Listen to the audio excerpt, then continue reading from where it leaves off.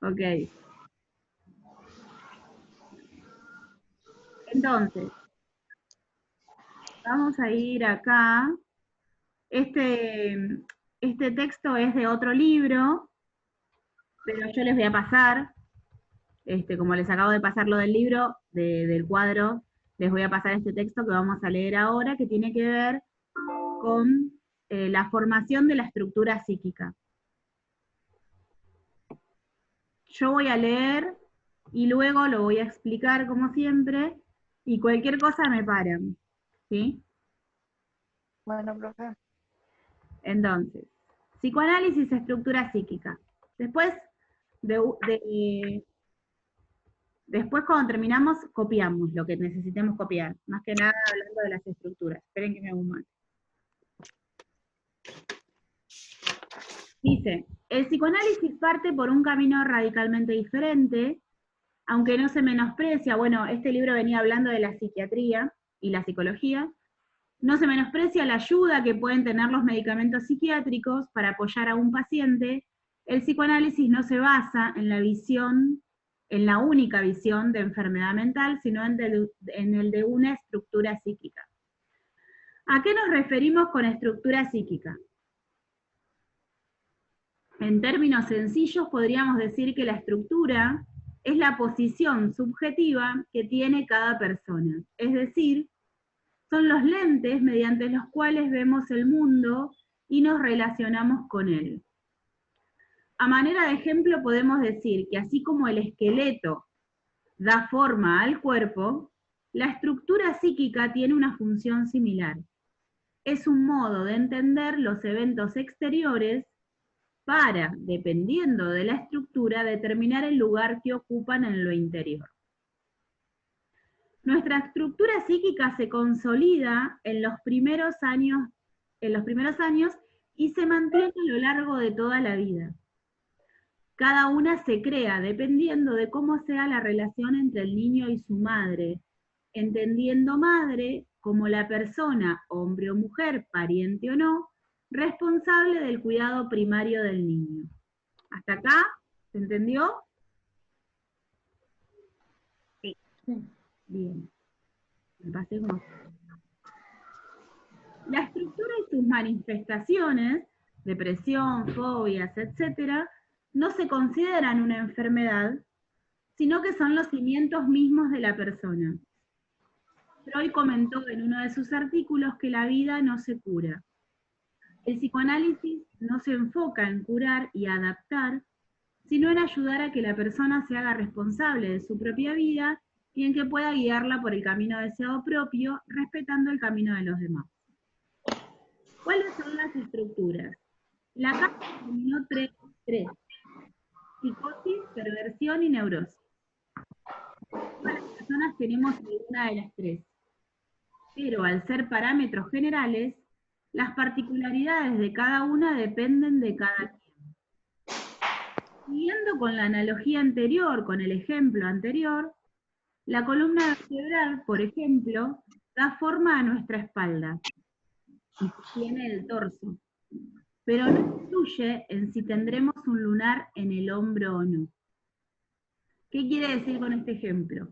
Yo puedo tener como estructura psíquica neurosis y Marianela también, pero no quiere decir que por eso seamos iguales, ¿sí? Todos tenemos una columna vertebral, sin embargo no tenemos lunares en el hombro, como dice acá. La columna va a determinar nuestra postura y eso es lo que hace la estructura psíquica. La estructura psíquica determina la postura que tenemos del mundo para internalizarlo. ¿Sí? ¿Cómo es que percibimos el mundo y lo internalizamos y hacemos un diálogo con lo social, con el medio que nos rodea? Veamos cómo se forma cada una de ellas, dice. Cabe aclarar que ofrecemos una descripción muy resumida y general de las estructuras psíquicas. Existen muchos otros elementos y características que entran en juego en cada una y en su formación. Esperen que me lo tomar. Psicosis. Y acá va a empezar a hablar cómo se forma cada estructura según la relación que tiene la madre con el niño. Y vamos, como dijimos, como dice el libro también, se entiende madre como aquella persona que se hace cargo de ese niño, de la crianza del niño. En nuestros días, no siempre un niño está al cuidado de una sola persona. Quiere decir que todo ese entorno primario va a ser el responsable de alguna manera de estructurarlo psíquicamente, o su estructura psíquica va a depender de todo ese entorno primario. ¿Entendió? Esto es importante que lo entiendan. Si no, después trae a confusión. Como que me han dicho en otras clases, no, entonces la madre tenemos culpa de todo. No, bueno, poco más o menos. Pero parece que la madre, como que según los autores, todos nos somos responsables de todo. No siempre, pero la mayoría de las veces, porque es el que recibe al niño, el que lo tiene en la panza, el que lo recibe, el que le va a dar los primeros pasos. ¿Sí? Pero el entorno primario es un papel fundamental. Entonces, psicosis. En la psicosis, el vínculo entre el niño y la madre se sitúa en alguno de los dos extremos. No, perdón, en alguno de dos extremos. O la madre está prácticamente todo el tiempo con el niño sin dejarlo solo un momento, o por el contrario, jamás está con él ni le presta atención. ¿Qué provoca este tipo de relación extremista?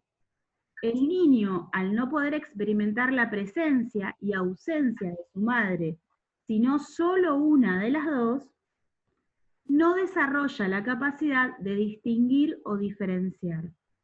Nunca puede asumir una identidad propia y se vive como una prolongación de su madre, siempre atado a ella. Aun cuando un psicótico tiene esa estructura desde muy pequeño, puede tener una vida considerada normal. Las alucinaciones, delirios de persecución y otros síntomas descritos por la psiquiatría para el psicótico surgen cuando se tiene un quiebre psicótico y se pierde la estabilidad dentro de la estructura. Bueno, vamos de a poquito, vamos por estructura por estructura. Lo que va a decir entonces que para que un sujeto se forme con esta estructura de la psicosis, la relación con la madre siempre va a ser extremista. O es una mamá que ha dejado todo y solo está con su hijo y hace todo por su hijo y duerme con su hijo y no trabaja más o trabaja pegada siempre al hijo, no lo deja nunca solo, lo sobreprotege. A ver, todas las mamás de alguna manera sobreprotegemos a nuestros niños, pero en algún momento decimos, bueno, yo tengo que ir a trabajar, así que lo dejo al cuidado de alguien y me voy a trabajar. Yo tengo que hacer los mandados, hoy te quedas un ratito para acá porque conmigo no podés venir. Estamos hablando de que estas cosas son comunes, ¿sí? Son normales, entre comillas. No me gusta usar mucho la palabra normal o anormal, pero esto es normal. Ahora, es extremista cuando hablamos que una mujer no puede ir al trabajo o deja de su trabajo, su carrera, porque tiene que estar con su hijo, ¿sí? Más allá de que podemos hacer esa elección porque no necesitamos trabajar y decimos, bueno, decidimos quedarnos con nuestros hijos. Pero, por ejemplo, no puede ir a la peluquería si no va con su hijo. O sea, no sale más con sus amigas, deja su vida de lado para estar solo pegado a su hijo. Esas mamás que, por ejemplo, y acá muchas se van a sonreír, las que son mamás más que nada, que su hijo empieza a ir a los cumpleaños y va siempre con el hijo y se queda todo el cumpleaños con el hijo. Llega un momento que hay que despegarlo, ¿sí? La mamá que va al jardín y deja a su hijo en el jardín y se queda las 4 horas en el jardín, y hasta marzo, abril, mayo algunas, y me estoy nombrando, nos tuvimos que quedar porque nuestro hijo lloraba. Pero después, no puedes llegar hasta diciembre y seguir en la puerta del jardín cuando tu hijo ya se quedó tranquilo. O sea, estamos hablando de un extremo. Este extremo hace que ese hijo viva como una prolongación de la mamá. Entonces, cuando sigue creciendo, la mamá le elige los amigos. No, este no me gusta, no, este chico no, ¿sí? Cuando sigue creciendo, la mamá le elige la pareja, no, esta no me gusta. Esta. siempre es una prolongación, siempre las decisiones fundamentales de ese hijo están mediadas por la madre o por la relación primaria. ¿Se entiende esto? Sí. Les digo a todos. ¿Sí? Estamos hablando de eso. Y si no, por el contrario, dice que es una relación extremista, o es una madre sobreprotectora que no deja de hacer nada con su hijo, o es una madre abandonadora, esa madre que desaparece y que lo deja con todo el mundo y que no le importa nada. Entonces, ese hijo es una prolongación de ¿qué? Del abandono. ¿Sí? No puede experimentar esto de que mamá está, pero a veces no puede estar, no siempre tiene que estar. ¿Sí? A veces me tengo que hacer cargo yo y quedarme solito y en algún momento empezar a ser autónomo, independiente. Estamos hablando de eso. Entonces, ese hijo se vive sin una constitución del yo, es lo que dice el psicoanálisis. Lo que no hace es favorecer la autonomía de ese hijo y no constituye su propio yo, no está conectado con la realidad, porque el yo es el que nos conecta con la realidad. Si una persona no puede tener un yo, solamente tiene un ello, y quizás un super yo, pero no tiene un yo. Y el yo que está conectado con la realidad, empieza a tener un conflicto con esa realidad. Porque el psicótico, aun cuando, el psicótico, y no estamos hablando de enfermedad, estamos hablando de estructura psíquica, ¿sí? Dijimos que el psicosis no es, para el psicoanálisis, no es una enfermedad, es una estructura psíquica, es una posición subjetiva del individuo. Entonces, muchas personas psicóticos, sin saberlo, durante toda su vida, hacen una vida normal, más allá de que no es lo mismo psicótico que psicópata, ojo también eso, ¿sí?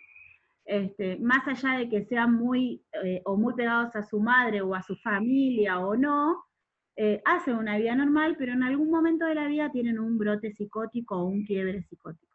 De eso seguramente, si no conocen a alguien de su entorno o alguien conocido, no tienen a alguien conocido, conocen gente de la televisión que ha tenido quiebres psicóticos, ¿sí? Ahora, el que nosotros podemos llegar a conocer que tiene un quiebre psicótico y tiene, no sé, 40 años, podemos saber a partir de ahora que ese que tuvo un quiebre psicótico fue siempre psicótico, porque la estructura psíquica se forma en la infancia. Solo que hizo una vida normal, ¿y por qué hace un quiebre? Bueno, después hay un montón de respuestas que nos da el psicoanálisis por qué hace un quiebre psicótico. Para darles una explicación ahora, no me quiero meter en temas que por ahí no nos competen a nosotros, ¿no? Como estimuladores. Pero que el quiebre psicótico viene porque esa persona no se puede hacer cargo de la realidad que está viviendo.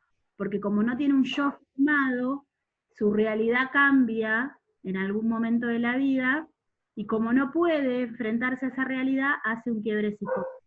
No es voluntario, lo hace su psiquis, su interior, ¿sí?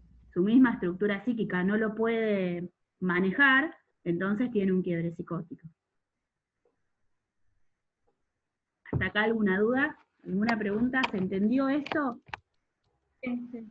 ¿Sí? Lo más importante que nosotras entendamos como estimuladoras tempranas es que el desarrollo, la formación de la estructura psíquica viene relacionado con el vínculo primario, con la madre y con el entorno primario del niño. Eso es lo más importante. Entonces, como estimuladores tempranos, vamos a ver ahora que la neurosis es la estructura psíquica más, entre comillas, normal o más adaptada a nuestra sociedad. Debemos, de alguna manera, estimular a esa familia con la que vamos a trabajar a que su hijo se estructure psíquicamente neurótico. Es lo más adaptable posible a nuestra sociedad y lo más sano, ¿sí? Si tenemos que hablar de salud y de enfermedad. Bien, ¿alguna pregunta? No, profe, ninguna. Ok, sigo entonces. Okay.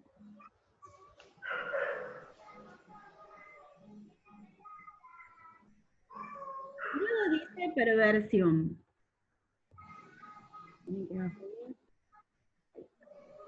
Dice, la perversión no debe entenderse desde la acepción coloquial, ¿sí? Desde lo que nosotros entendemos como perversión. Casi siempre el perversión o perverso lo usamos como un insulto. En realidad no estamos hablando de eso, estamos hablando otra vez, decimos, de una estructura psíquica.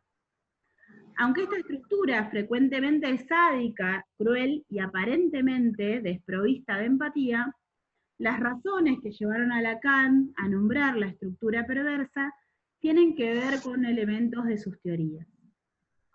Al contrario de la psicosis, la madre sí logra un punto medio en alternar los momentos para estar con el niño y para dejarlo solo. A pesar de este éxito, la perversión también está afectada por una relación extremista con la madre. En el caso de esta estructura, lo extremista no está en la presencia física de la madre, sino en los sentimientos que tiene respecto al niño. O lo considera lo más importante, aquello sin lo cual su vida no tendría sentido porque nada más la hace feliz, o por el contrario, es lo peor que le ha ocurrido y la existencia misma del niño arruinó su vida. Al ser el hijo lo más importante o lo más despreciado, no se fijan límites y reglas para el hijo. ¿A qué nos referimos? No está presente el elemento de disciplina, de respeto a los demás, de hacer tareas en la casa, de cuidado hacia sí mismo y a sus cosas, de responsabilidad, de no lastimar a otros, inclusive no está presente el elemento de eres muy importante para mí, pero hay otras cosas o personas que también son importantes por parte de la madre. Aunque el perverso sí logra una diferenciación de la madre, los sentimientos extremistas respecto a él y la falta de límites y reglas no le permiten lograr una verdadera separación y ello conlleva otro tipo de conflictos más complejos. Bueno, vayamos sobre esto. La estructura de la perversión está ligada, relacionada con la relación que tiene el sujeto con la madre. Ahora, lo que dice acá, que también es extremista. La madre sí encuentra la diferencia de a veces dejarlo solo y a veces estar con él. Pero lo que tiene en cuanto al extremista es en cuanto al sentimiento.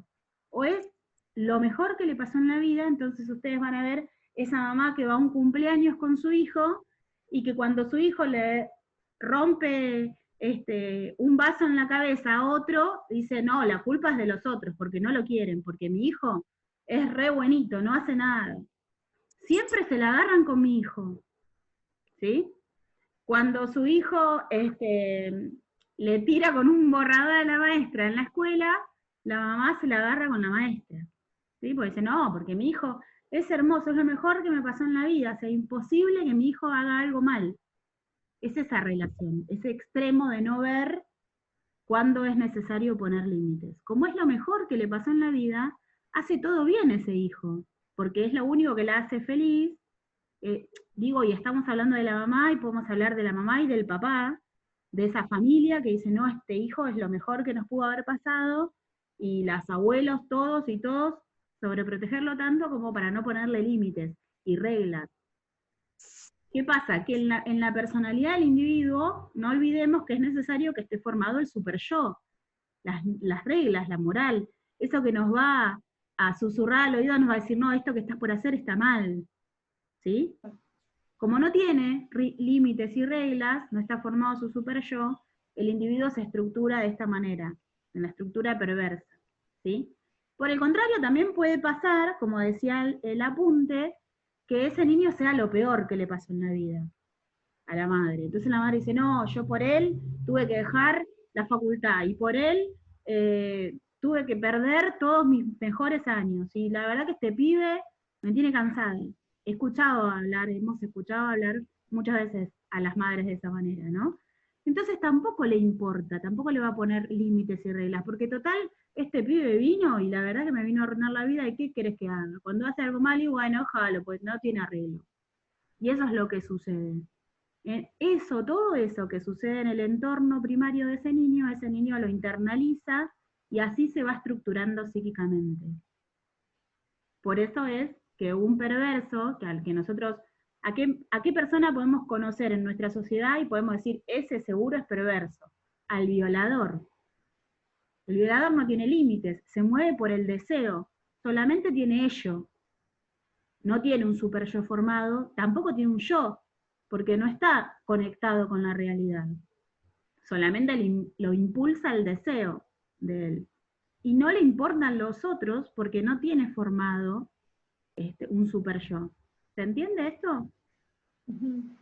Sí, sí se entiende, profe. Bueno, tienen que tener otro. Ok, seguimos entonces. ¿Alguna pregunta, no? ¿Tienen ninguna pregunta para hacerme? Está bastante sencillo explicado, no es que, a ver, igual como decía el libro al principio, tenemos que hacer esta salvedad. No es que solo la relación con su madre va a estructurarlo de una manera u otra. Hay un montón de otros aspectos y otros elementos que forman al individuo, pero digamos, lo más importante es la relación primaria, el vínculo primario, el vínculo que tiene con el entorno primario un sujeto. Eso es lo más importante. Luego después pueden pasar un montón de otras cosas, porque quizás tenga una muy buena familia, pero el niño tiene entre 3, 4 años y su familia muere en un accidente y ese niño cae en otra familia que no es favorable el vínculo, y el niño se estructura mal por eso, por esta falta que tiene, por este nuevo entorno en el que cae, digamos, no es nada más que eso, ¿sí? El psicoanálisis va a decir que entre los 3 y los 7 años un niño se estructura psíquicamente. Que luego en la adolescencia, y esto se los digo a modo de informativo nada más, no es que lo tenemos que saber, pero que en la adolescencia hay una nueva estructuración de esta estructura psíquica, hay una nueva formación, constitución de esta estructura psíquica. Por eso el adolescente está siempre con que no sabe qué va a hacer de su vida. Y empieza a tener, y juega un papel muy importante su entorno en cuanto a pares. Si se junta con gente que no le conviene, seguramente después puede llegar a terminar mal o terminar con algún problema, con algún conflicto. Por eso muchas enfermedades, trastornos en cuanto a la salud mental, como por ejemplo los trastornos de la personalidad límite, aparecen en la adolescencia, porque ese sujeto no ha estado bien estructurado en la infancia, y en esa nueva reestructuración que se hace en la adolescencia, se encuentra con que no tiene a dónde apoyarse, ¿sí? Psíquicamente estamos hablando. Pero bueno, eso no es tema nuestro, quizás no, yo lo hablo porque más o menos como para poder entenderlo, cómo es la dinámica. Sigo con lo nuestro.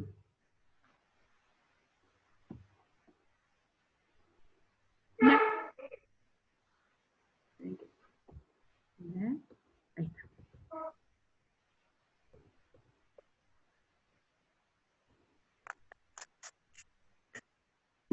Dice, al igual que en la psicosis y en la perversión, la neurosis es una estructura, no un trastorno, y no tiene relación con la acepción tradicional o coloquial de lo que es la neurosis, ¿sí? Con esto que entendemos como que, ay, qué neurótico que sos. En realidad, si a mí me dicen qué neurótica que sos, digo, bueno, gracias, porque la neurosis es la estructura psíquica más aceptable para vivir en sociedad, la más normalita, digamos. De las 3 estructuras, la neurosis es la única que logra tener éxito en encontrar un punto medio en la relación con la madre. Hay una diferenciación en la presencia física y también hay una separación en cuanto al afecto de la madre. En la neurosis la madre intercala los momentos de estar con el niño y de dejarlo. Además muestra afecto y atención hacia él, pero no es lo único en su vida, tiene otros elementos que son importantes y demandan su tiempo, atención y sentimientos, como podrían ser su pareja, su trabajo, amigos, familiares. El neurótico logra una diferenciación y separación en cuanto a la figura de la madre, lo cual de modo alguno, ahí va un no, que está mal escrito acá, no garantiza una vida libre de conflictos, pero sí ofrece la posibilidad de autonomía e independencia. Quiere decir, los neuróticos también tenemos conflictos, ¿sí? Me incluyo porque supongo que soy neurótica, nunca he tenido un quiebre psicótico todavía, pero digo, también tenemos conflictos, pero la madre encuentra como un equilibrio en esto de la relación con su hijo. Está con él, también suele dejarlo solo como para que desarrolle autonomía, y también le pone límites así como también le da amor, o le da amor así como también le pone límites, ¿sí? Hay un equilibrio en esa relación con la madre, con su entorno primario. Por eso el sujeto se va a formar con la estructura psíquica de la neurosis. ¿Está bien? Esperen que voy a habilitar esto. Sí. Ok. Bueno, entonces, ¿ninguna tiene ninguna pregunta, ninguna duda para hacer? ¿Para sacar? No, profe. Bien. Hasta ahora. Vamos a hacer, justo se me termina el tiempo. Vamos a hacer una tareita. Yo les voy a pasar esto que acabo de leer, que no es de nuestro libro, y ustedes van a hacer un resumen de cómo se forma cada una de las estructuras. La consigna es cómo se forma la psicosis según la relación con la madre, cómo se forma la perversión y cómo se forma la neurosis. Con sus palabras, no es necesario que lo copien del apunte. Se los paso para que ustedes lo vuelvan a leer. Oyen en la lectura. Pero no es necesario que pongan palabras de ese apunte, ¿sí? ¿Les parece? Ok. Y son y 20, o por lo menos yo tengo, a ver, sí, y 20 tengo. Así que, y 40, les voy a dar un ratito largo, y 40 nos volvemos a unir y leemos las respuestas de cada una. Traten de usar sus palabras, una explicación de cómo se forma la neurosis, la psicosis y la perversión según la relación. ¿Está bien? Sí. Ahora se los... Bueno, profe. ¿Listo?